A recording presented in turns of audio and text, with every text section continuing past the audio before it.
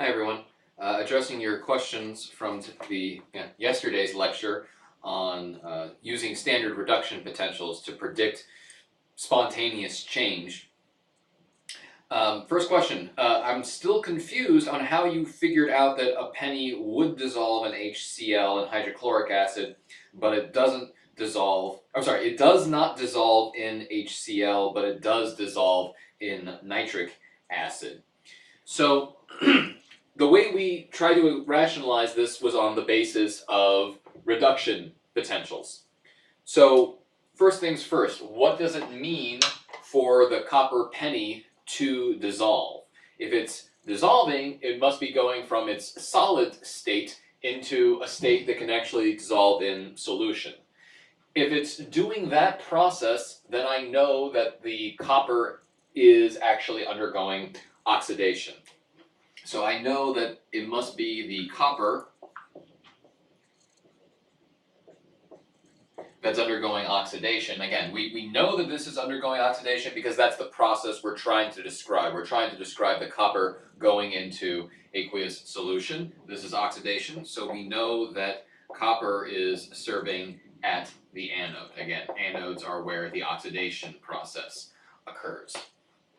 So for this reaction to occur, if the copper is giving up electrons, there needs to be something present to take those electrons. There needs to be something that is very happy taking electrons from copper.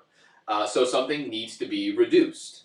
And that's where we can look at reduction potentials. How willing are these different species to accept or gain electrons? If you're talking about hydrochloric acid, HCl can only provide hydrogen ions and chloride ions. So the hydrogen ions, can they take electrons from copper? They certainly can take electrons, but they do so at a certain potential, a certain degree. Copper ions are actually better at accepting electrons than hydrogen ions are.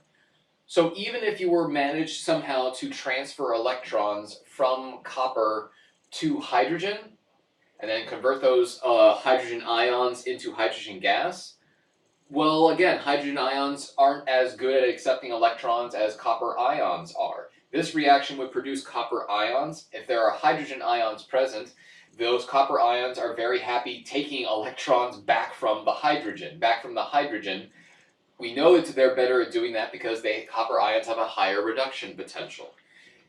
And so in general, we can predict that, okay, hydrogen ions are not going to be capable of causing this oxidation process. Now you can assert that by actually calculating the cell potential. The cell potential is calculated as the difference in the standard reduction potential of your cathode versus the standard reduction potential of your anode. If copper is trying to dissolve, then that process would correspond to the anode electrode, meaning that we would need to have one of these other species undergoing reduction, which would correspond to the cathode. So if I had this case, then if I wanted to calculate what's the cell potential if I do hydrogen with copper. So my cathode standard reduction potential, if I'm assuming that hydrogen is serving as if I assume that hydrogen is serving as the cathode, then its standard reduction potential is 0 minus the standard reduction potential for copper, which is 0.34. So I predict that the cell potential for a hydrogen copper galvanic cell would be minus 0.34 volts. The fact that it's negative implies that the process is unfavorable. We'll say that a non-spontaneous process corresponds to having a negative cell potential, and a spontaneous process corresponds to having a positive cell potential. That is a very formal way to rationalize why hydrogen ions which is what you're going to get from hydrochloric acid, hydrogen ions alone are not capable of causing copper to be oxidized. Nitrate ions, which you can get from nitric acid, those, on the other hand, are going to be capable of taking electrons from copper because they do accept electrons. They are readily reduced, and they are more readily reduced than, say, a copper 2+ ion. And that is going to be our general way to make this prediction. So again, I can work through the math here as well. If I work through the math where I assume, okay, now I won't just have a nitric, well, I'm not going to rewrite the entire half reaction here, but if I assume that it's nitrate ions which are doing the reduction, or rather that are being reduced and causing this oxidation, so I will just add on my 3 electrons here. Technically there should be some acid as well present. That's required just to make sure that you have a conservation of mass. Then if I'm trying to do a nitrate copper reaction, my cathode standard reduction potential, that will be the 0.96, and then my anode standard reduction potential, which is where oxidation occurring, is plus 0.34. So I predict that my cell potential is positive 0.62 volts. So that reaction would be favorable, and that is the very formal explanation of why nitrate ions are capable of doing reacting with copper, but hydrogen ions are not. So let's see here. I had one specific question asking me to differentiate. How do you differentiate between a spontaneous process and a non-spontaneous process based on the cell potential? A positive cell potential implies that the reaction is spontaneous, and that is how it should proceed. Since we got a positive cell potential when I try to combine a nitrate cathode with a copper anode, if that gives me a positive cell potential, then I'll assert that a reaction will occur between copper and nitrogen. So that's a very formal way to explain it. The shorthand way to predict it, based just solely looking at a table of standard reduction potentials, is to use the northwest-southeast rule. And I got a lot of questions asking about the northwest-southeast rule. The northwest-southeast rule basically says that a substance, say nitrate, will react with something that is to its lower right, meaning a substance that's on the left-hand side of this reaction equation does react with substances that are further down into the chart and are on the right-hand side of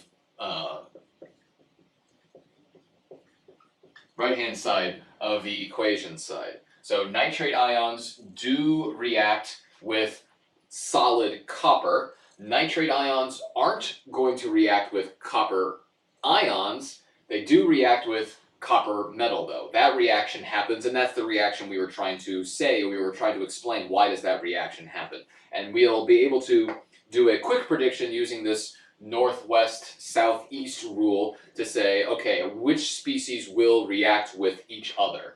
So case in point, hydrogen ions won't react directly with copper because they would violate the northwest-southeast rule, because there's something on the left-hand side trying to react with something that's on the right-hand side but is actually higher up in the chart.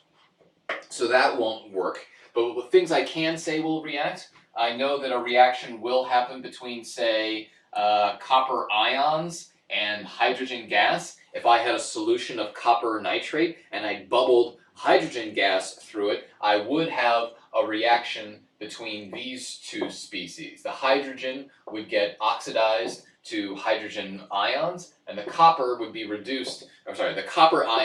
reduced to copper solid. So this reaction could occur. A similar reaction could occur if I try bubbling hydrogen gas through a nitrate solution.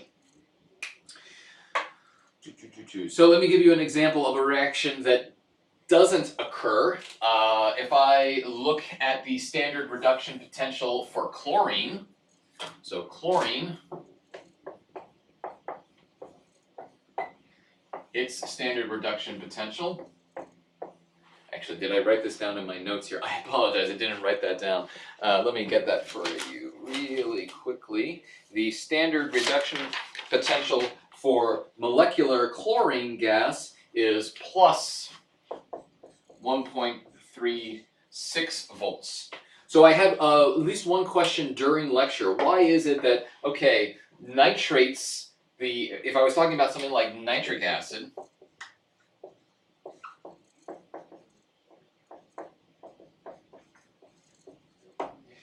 the nitrate ion is capable of reacting with copper. Why is the chloride ion from HCl not capable of reacting with copper?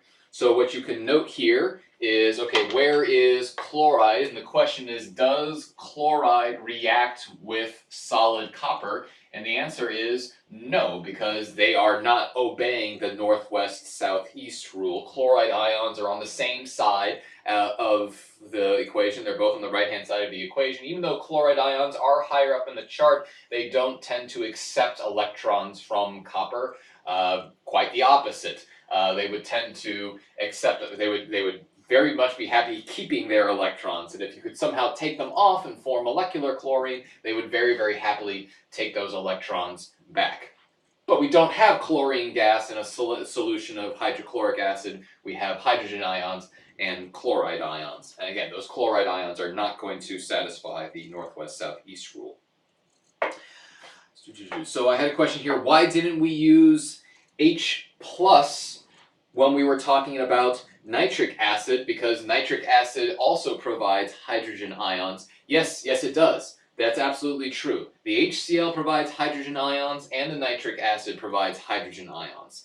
But what we can assert based upon standard reduction potentials is that hydrogen ions alone are not capable of reacting with solid copper. Again, key point is that hydrogen ions alone won't do that because that would violate the northwest-southeast rule.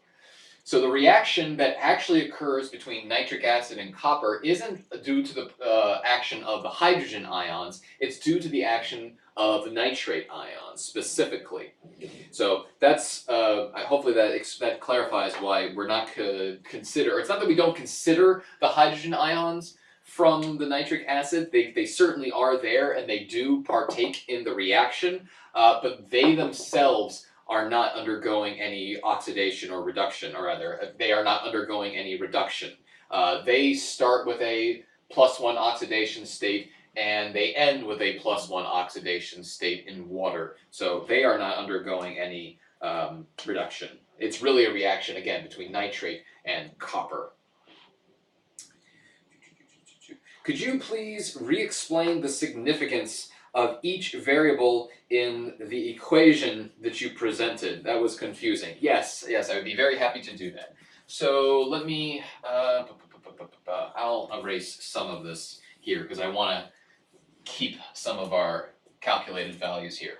So the equation I presented in class was this one, which gives us a way of relating the free energy change for a redox reaction to the cell potential for that redox reaction.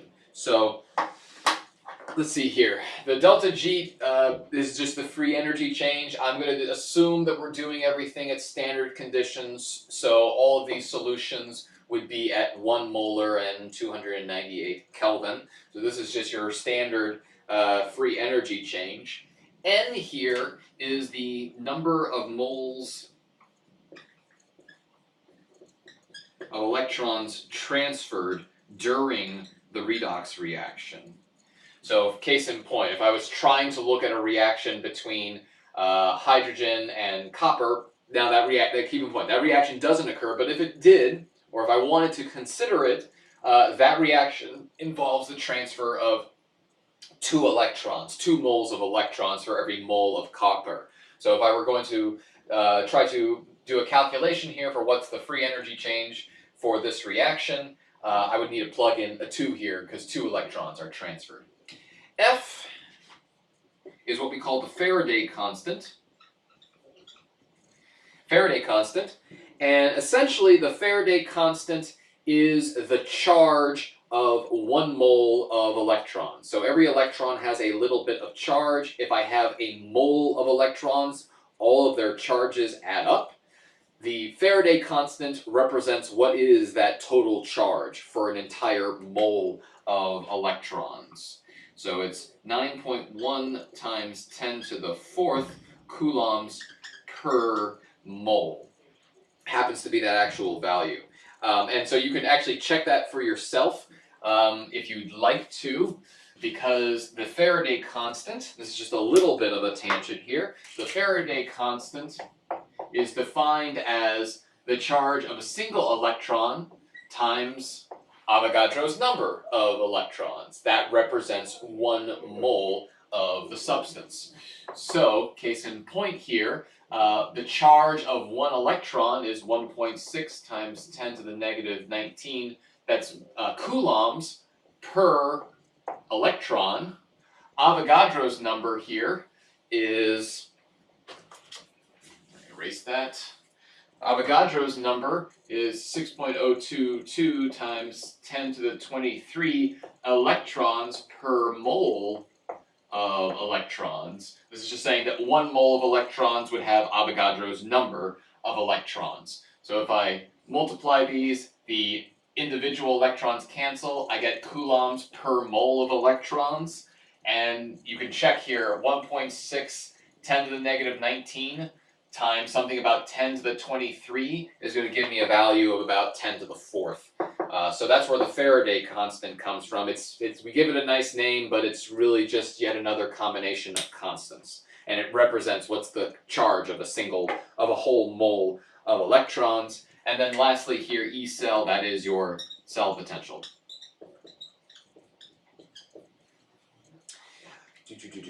So that's the equation. We'll do a little bit more with this on Friday, but for the time being here, I had 2 questions relating to it.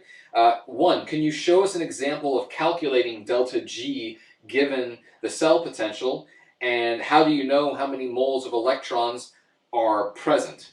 So that's one. I want to actually clarify this. The question was written as, how do you know how many moles of electrons are present? I would emphasize it's not how many moles of electrons are present, it's how many moles of electrons are transferred during this redox reaction. And that is how you determine how many are transferred. You actually have to look at the redox reactions that are occurring, and based upon that observation, you'll know how many moles of electrons are transferred.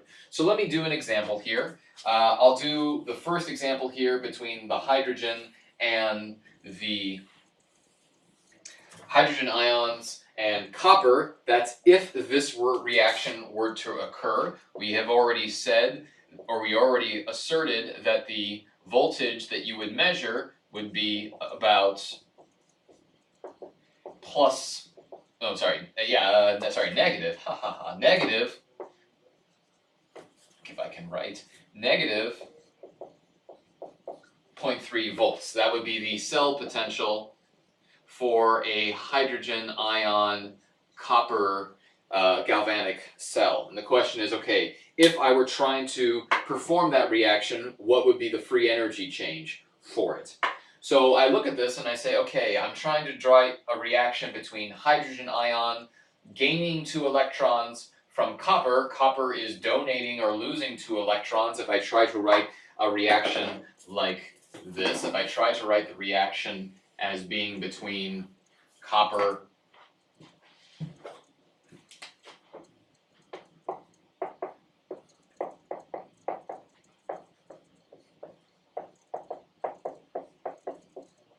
try writing the reaction that I predict might happen, like this, then I can say, okay, copper is losing 2 electrons and the hydrogens are each gaining 1 electron, so there are 2 electrons transferred in this reaction. We've calculated that the cell potential for that should be minus 0.34 volts. So if I wanted to calculate the free energy change, I would just need to plug in the appropriate values. So I've said that 2 electrons are being transferred here. The Faraday constant is 9.6 times 10 to the 4th coulombs per mole.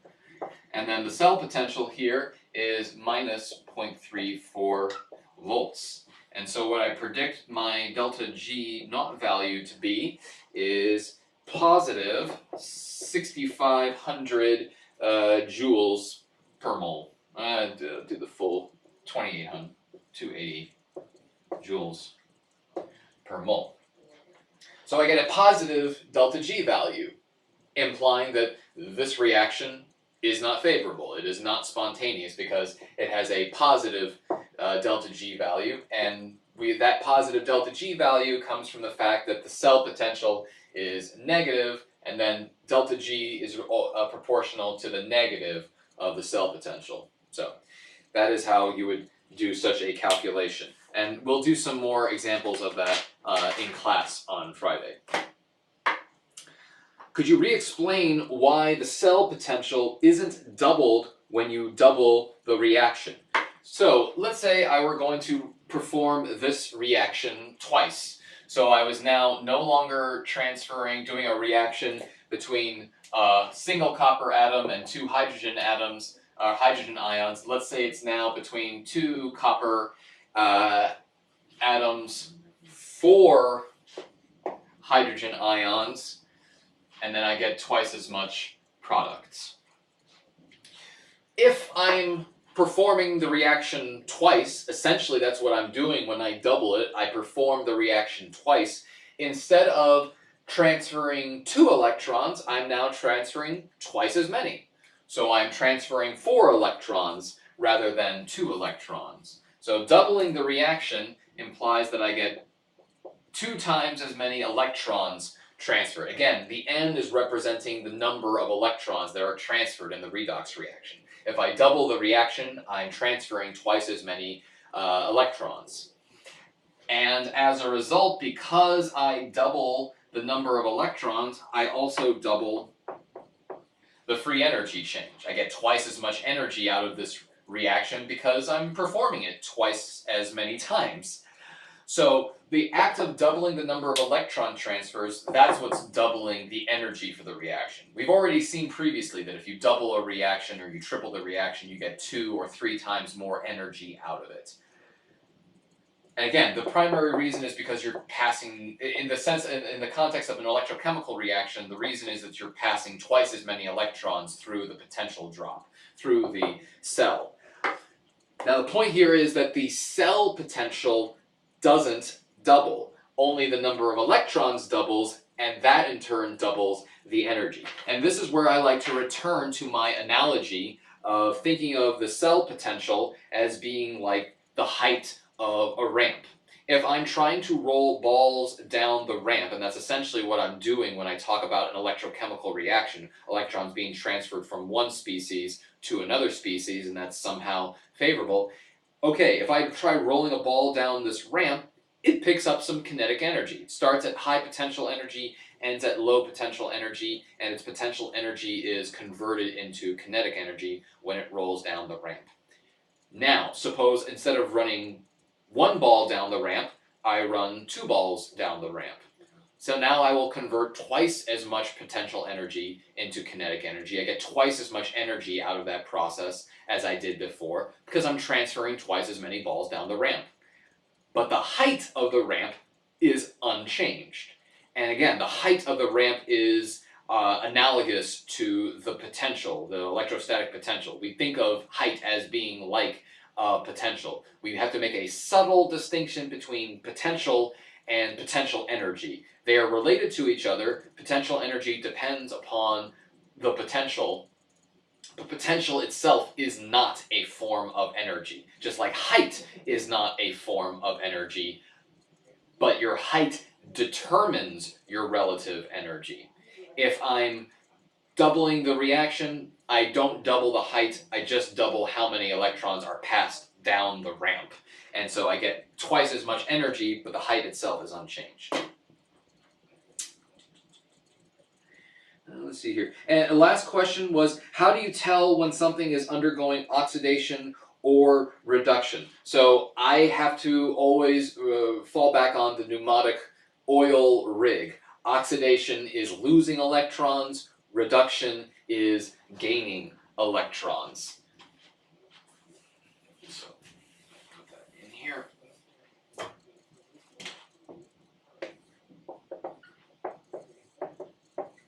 So this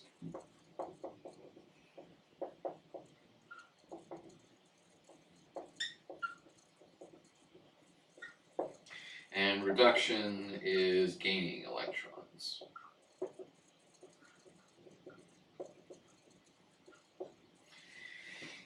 So, if I want to decide, is something being oxidized, is something being reduced, I need to examine how its charge is changing, or if it's a molecular compound and it doesn't actually have any charges, I need to determine if its oxidation state is changing. So I have a separate video for determining oxidation states.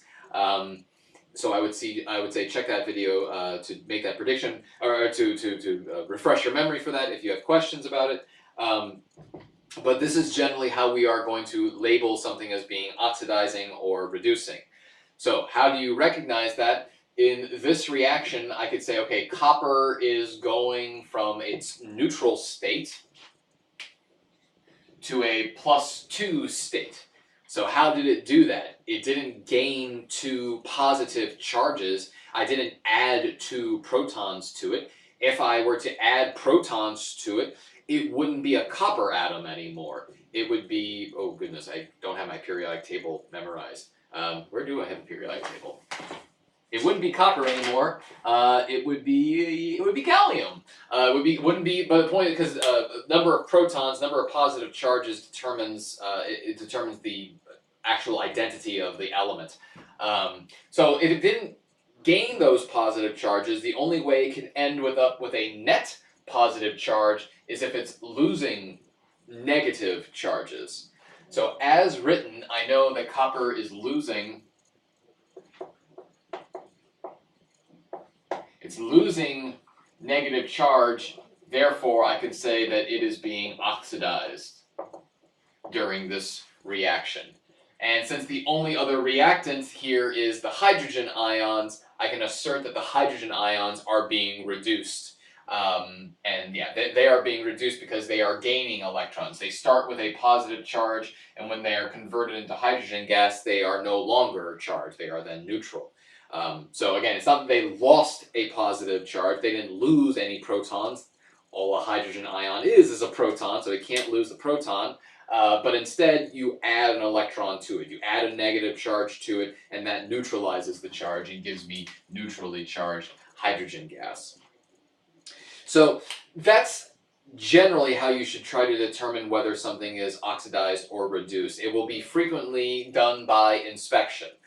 So for this problem, I knew that copper had to be oxidized because the process we were trying to describe was solid copper dissolving into aqueous solution. I was trying to describe this process of copper going into solution, and if it's in solution, it's going to have to be in this charged state for it to be able to interact with the dipoles on water. That's the only reason why it is soluble in water. But if it's going from neutral copper to copper 2+, the only way it can do that is if it's losing electrons. And that's how one way that you're able to, again, assert that copper was oxidized during the reaction that we were describing of it dissolving in nitric acid, or dissolving in nitric acid. Okay, so those are all the questions for today. Like I said, I'm going to work through a little, I've erased the equation already, but I'm going to work through some more examples and further discussion about the equation that I presented on Wednesday. I'm going to flush it out with a little bit more detail, because that equation is written specifically for standard conditions. And we're going to look at a form of that equation under non-standard conditions. And when you're looking at it in that form, we refer to it as the Nernst equation. So we'll get to discuss the Nernst equation a little bit on Friday. Other than that, I will see everybody on Friday or possibly in lab today. And yeah, if you have any further questions, send me an email, stop by office hours, and I will see everybody soon. Bye bye.